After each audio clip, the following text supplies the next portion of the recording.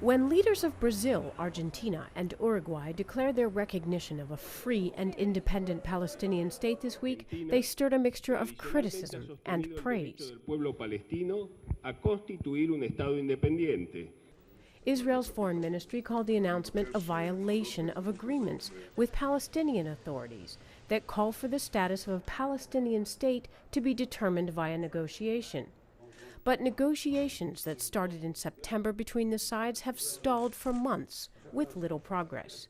Palestinian negotiators won't come back to the table unless Israel stops building settlements on land they say is occupied. Israel has yet to grant that guarantee. Some Israeli government members say Latin America's announcement may be exactly the thing to prod Israel back to the negotiation table. Right now, Israel have to move forward. Leadership means not only to say what others are not doing. I expect from Netanyahu to be a leader, the way I expect from Abu Mazen to be a leader, not to look at the past. On the Palestinian side, the South American declaration is also being welcomed. I appreciate a lot the recognition of these South American countries of Palestine as a sovereign and independent state. I hope the number will increase gradually.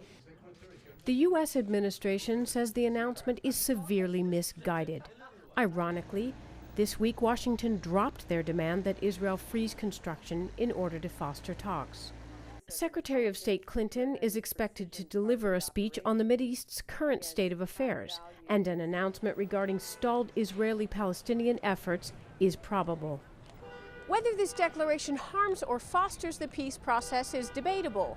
However, conventional wisdom says peace talks have been stalled for a few months, so it may not even make a difference. Stephanie Freed for CCTV in Jerusalem.